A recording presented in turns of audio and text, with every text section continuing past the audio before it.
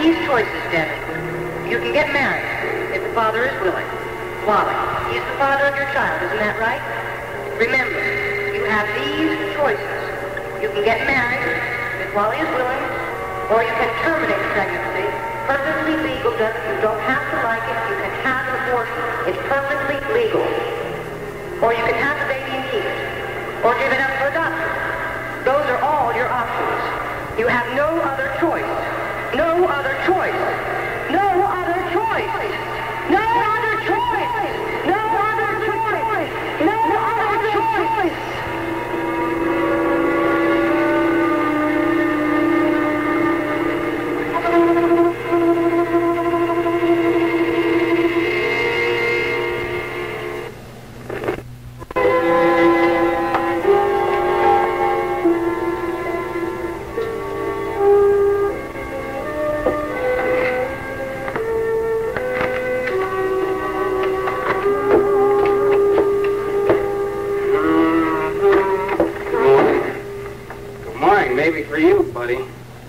Like a terrific hangover.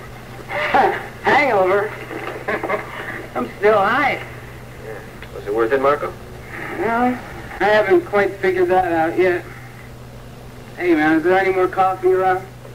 Yeah, whole pie in the kitchen. Hey, I don't suppose you'd go to the kitchen for me and grab me a cup of coffee, would you, man? I mean, I just spent this whole night with this sexy mama, and kitchen seems like it's a million miles away. Get your own coffee. Oh, nice guy. What kind of talk is that? That's gratitude for you. After I save his neck, fly him out of the health club? Geez. Yeah, I heard about what you did to the health club. Oh, you mean you heard about how much money I'm making, huh? I heard about how you turned it into a massage parlor. That's real class, Marco. That's real bread, Bradley. What about you, man? What's your new hustle lately? No hustle. I got a job. Oh, so that's why you're up here chirping with the rest of the birdies this early. What kind of job? I'm a sales clerk in a camera store. You're selling cameras? Something wrong with that? Oh, no. Yeah, hey, that's cool. If you can get behind selling flash bulbs to jerks, man, that's your business. Bradley, my boy, you've come a long way. A long way down. Did Dr. Scott say that I could see Ed now? No, Mrs. Hall, I'm sorry. Not even for a minute? No. He left strict orders that your husband is to have no visitors. Even you.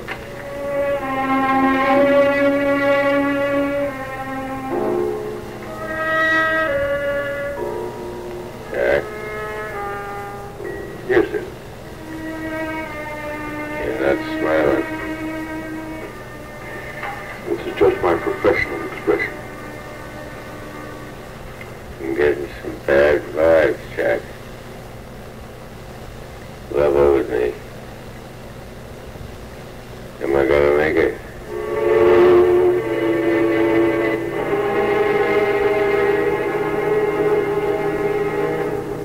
Yeah, I guess you'd look at any job that way, Marco. You don't? Look, Brad, you're supposed to climb the ladder of success, not fall off and doing Charlie Chaplin routines. Hey, don't worry, I'll climb up again. Only I'll do it the right way this time. All straight and narrow, huh? Now, don't you think that this new respectability of yours might become kind of a beast of burden for you? Maybe, but what right do you have to sit there and sneer at me? You're the biggest hustler in this town. Yeah. I'm real good at it, too, ain't I? I mean, I don't make mistakes, I don't get caught, and I don't confess. Hey, man, I don't have my women leaving me, dying on me and stuff. Knock it off, Marco. I've been wanting to bash your head in for a long, long time. Whew, temper, Bradley.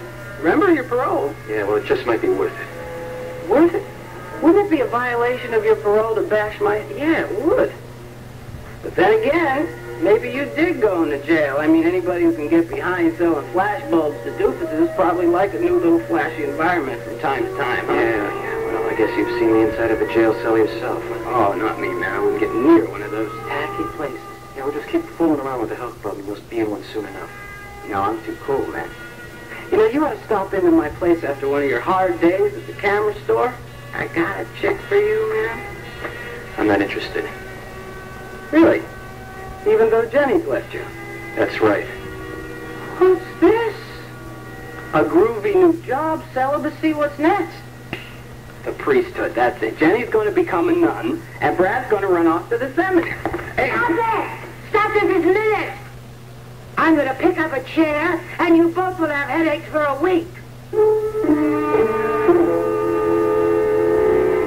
But I don't understand. Oh, hi, Jenny. Sandy just told me that I can't see her. Jack Scott's orders.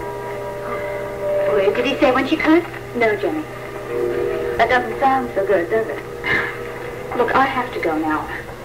So please, don't let yourself get so upset, okay? At the moment, he's resting quietly. Jenny, I'll see you later.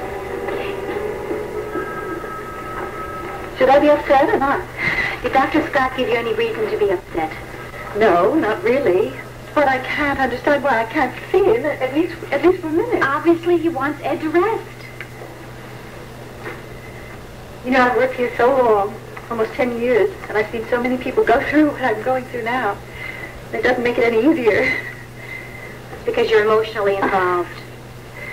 Maybe I'm overreacting and being foolish. But I can't help worrying you. Of course you can. Carla, the worst of it is over now. Is it?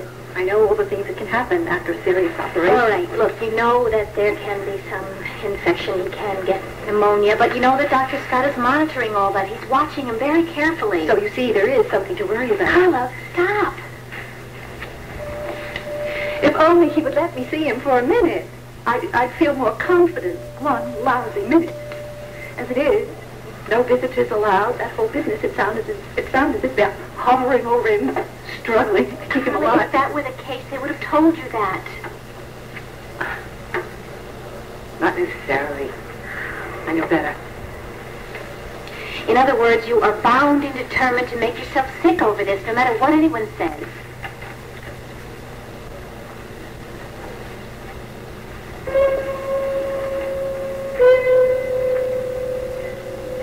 Answer me, Jack. You have some doubts, don't you? Come on in. I'm just surprised, that's all. Here you are, alive and talking. How come you're not saying things like, hey, Jack, like, wow, I really enjoyed that operation. It wasn't easy, was it? You were a lot of trouble, if you want to know the truth.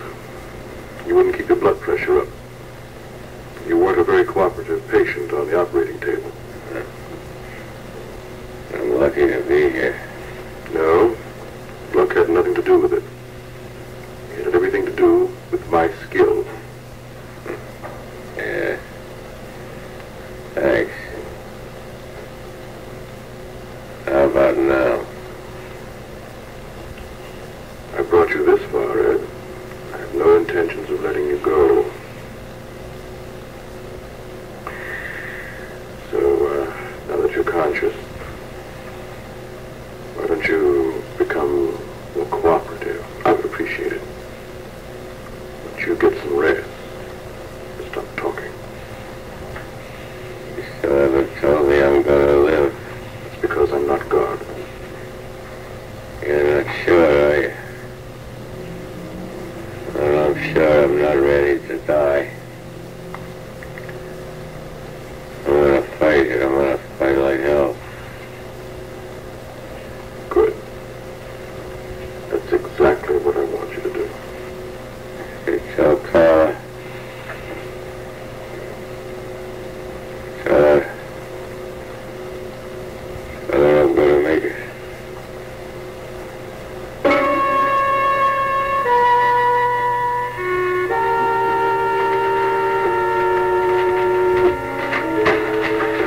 Morning, Karen. Hi.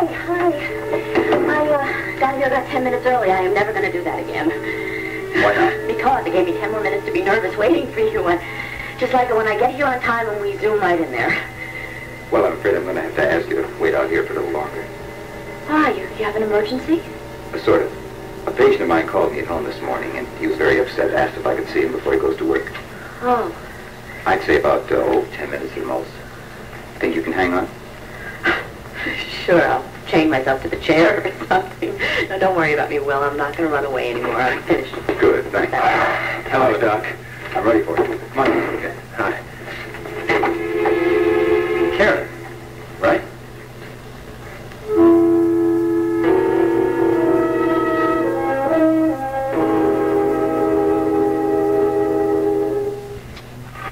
Now, break it up. You just keep your hands off each other. Right? Really? Now, does this room look like it was designed for a brawl? Hmm? What do you think this is? This remind you of a street corner, Marco? It remind you of a boxing ring? I'm sorry, Mrs. Hopkins. We forgot where we were. And who we are. Two highly respectable businessmen. Look, knock it off, Marco. I'm going to... And what are you trying to do? Start this again right in front of my very eyes? Now, you listen to me. I am not going to have this kind of thing in my boarding house. Do you understand that? I have had a rough few months. Now, I've got Melinda happy, I've got Becky happy, and I need a rest. It is not my idea of a rest to look after 10-year-olds. You got the picture, boys? Listen, you're either going to be happy together under this roof, or you're going to move out together. Got it? It won't happen again on my part, Mrs. Hopkins. My apologies. Thank you.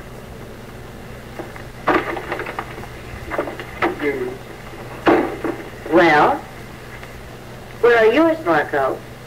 My what? Your apologies. I'm sorry, Miss Hopkins. I'm so sorry. Mostly I'm sorry I didn't bash him before you came in here, but I'm... Marco. Miss Hopkins, he's a doofo. I'm not interested in your opinion of him. I just don't want any fisticuffs anymore in this room. All right. I promise. What did you do to get him so mad? Who says it was my fault? I do. Stunning! I'm always the villain around. He's the guy that just came out of jail. Oh, come off it, kid. I know you too well. I know you. I've seen it. You love to bait people. And you've never liked that Vernon. You figured that out, huh? From the minute that boy walked in here, he's been on his best behavior. Therefore, you were the one who provoked this unpleasant incident. Best behavior. That's just another one of his roles. A boy should have been an actor. No. Now, maybe this is real. Mrs. Hopkins, you're something. Anybody's sad tale will get to you, won't it? Anybody can get to your heart and muddle up that mind of yours, huh? Well, occasionally, yes, I'm guilty of that, sure. But I prefer it to your brand of cynicism. I'm not cynical. I'm just realistic. Come on, you don't really think a couple of months in prison is going to change somebody like Brad Vernon. He spent too long being the fair-haired bad boy in Landview. He isn't going to turn up here and all of a sudden be the fair-haired golden good guy. You watch, Miss Hopkins, just watch. Give him a couple of weeks, he's going to be running down the same old hustle. Perhaps. But at least he's trying to change, which is something you never do. Tell me something. Hey, Marco, hasn't it ever even occurred to you? No, why should I change? I'm happy. I'm satisfied with my life. Is Brad Vernon happy? Huh? Case dismissed.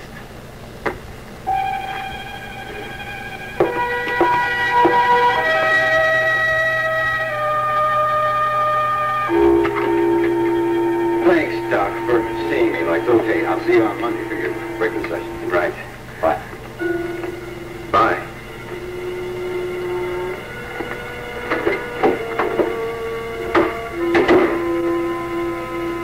Karen, you want to come in now?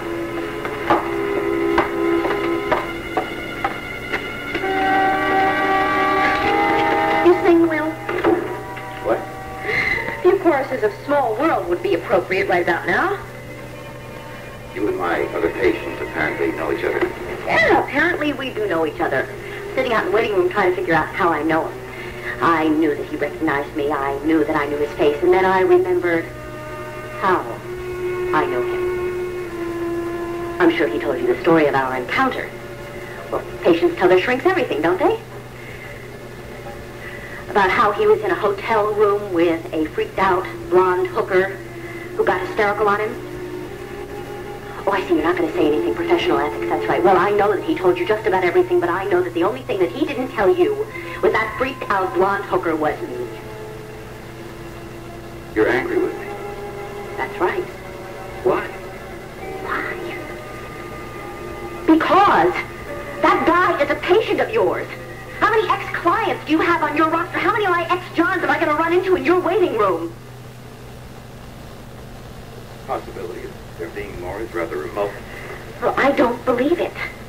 I'm sorry. It is unfortunate that it happened. Yes, it's unfortunate. It's very unfortunate. But it's more than that. It's like fate has something in for me. Karen, it was a coincidence. A coincidence? With all the shrinks in this town, and all the times for people to have appointments, and I met him here at this time, well, that was no coincidence. For a minute, I'll tell you, I thought that you would maybe stage that to see how I would react. And then I realized that I was being paranoid. But it just goes to show you how much I believe in the theory of coincidence. Your theory is fate. And what's fate going to do? Hound you with accidental meetings with men from your past? You make it sound like it was years ago. Well, it was just about yesterday.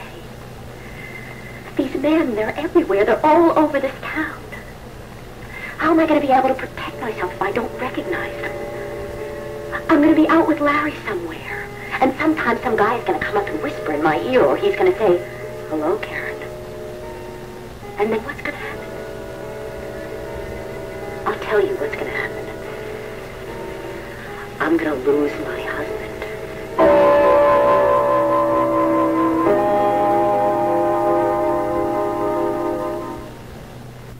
Karen, the accidental meeting really set off a feeling of doom in you, didn't it?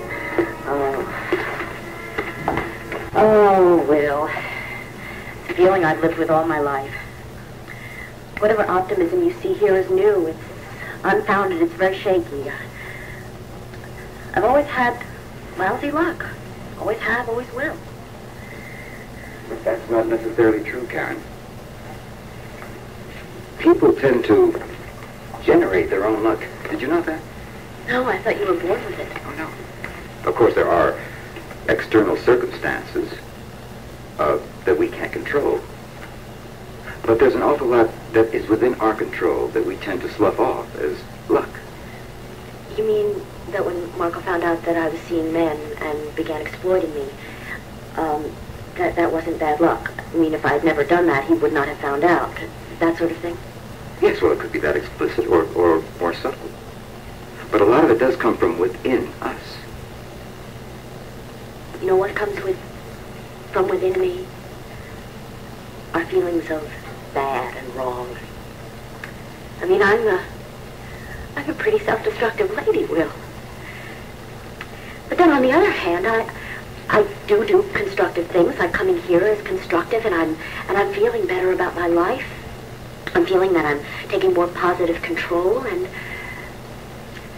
well, then you see what happens. I get confused. I walk in here and I see, I don't even know what to call him, an ex-John out in the waiting room, and I feel like fate has it in for me. No. I think it's your guilt rearing up on you. Oh, Will, I know my guilt. I've lived with it all my life. My feelings of guilt are very distinct. They're very frightening feelings. What I'm feeling is more than that. Feeling of doom. Yes, it's like that. It's like all the things that I've done. There's been so much. I feel like I'm never gonna get it all cleaned up, and maybe... Maybe what? Well, maybe it's what I deserve. Maybe it's my punishment for all the things I've done, all the lies I've told. Karen. And maybe it's the way I'm going to have to pay my dues with Larry. for all the things that I've done to him in the past. By not being able to have the happiness that I want to have with him in the future. Karen, look. When you walked in here this morning and saw that man, you got hit in the gut by a lot of fear and guilt that you've been carrying around with you. So you feel that you deserve to be punished. Therefore, you believe that you will be punished. But that is not necessarily so. Well, I want to believe that. I want to believe that with my whole heart. But I can't. There have been too many incidents that have already come too close. For example, I'm in the free clinic. This was a while ago, and Larry was there, and a man that beat me up in a hotel walked in. And then Vicky Riley saw me twice in a Wallington hotel. And then there was a detective that's just recently been on my tail, and then of course I almost forgot one of the big ones was my anniversary with Larry. Marco had tried to set me up with this guy, and I told him that I wasn't going to go. And I didn't. I went out with Larry. We went to celebrate our anniversary. We went to the Colonial Inn, and I gave him a beautiful pair of cufflinks. And we were drinking champagne, and we were toasting what a lovely new year it was going to be, and then Marco walked in with this trick. So you see, Will, with all of that, and then this incident, you can still tell me that that's mere guilt and mere coincidence?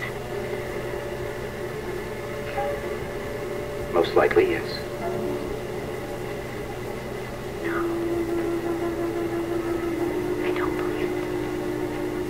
I don't know. The only thing I do know is that I have a huge fear that I will not be able to change no matter how much I want to. But Karen, don't you see? You can change. Exactly because of how much you want to. I don't believe it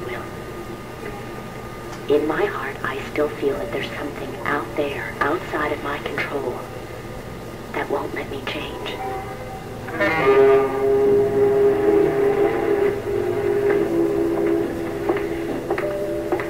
Morning, Carla. Oh, good morning.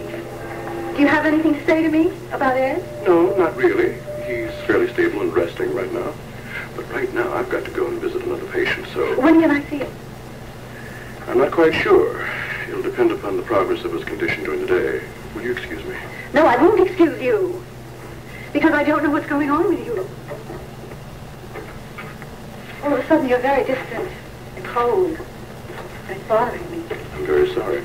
It's not only bothering me, it's scaring me. That is the way that I am with patients' relatives. Why? So that it will be easier for them? Do you have to tell them that the patient has died? Stop this. I have already told you that your husband is fairly stable and is resting. Now, instead of sitting here and working yourself into hysterics and analyzing my behavior, why don't you get up to the office and get some work done? Your temporary replacement is short on brains, long on temper, and she's impossible. So are you.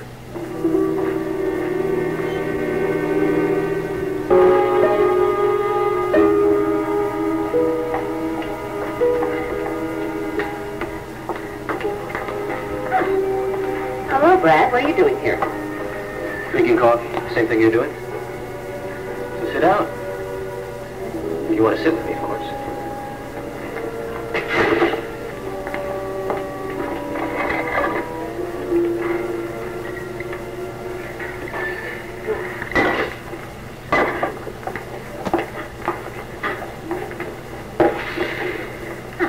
Jenny?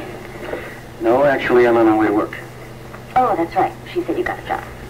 I'm working as a camera salesman. Ah, salesman. That's right. It's just perfect for you. You could sell anybody just about anything, couldn't you? That's right. So I thought I'd see if I was as successful doing it honestly.